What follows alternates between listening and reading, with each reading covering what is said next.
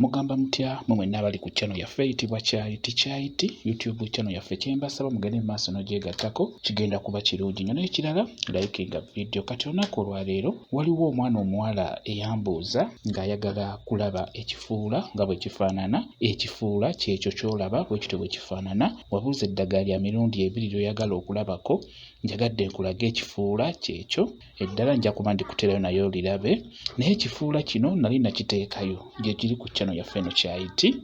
Ekifuula ekyo ky'olaba okusinga abakyala mwe mutero kyeyambisa naddala ng'oli lubuto. Mu ddagala ly'obeera onaabako osaanidde oteekemu ekifuula ekyo. Kirungi nnyo, kiba kijja kuyamba okuwona ebintuntu ebyo byalibadde bikulumba ng'oli lubuto. Kirungi nnyo kutwaliza ewamu ekifuula ekyo ng'oli wa lubuto. Kirungi obeere ng'okikozesa ng'okinaabako.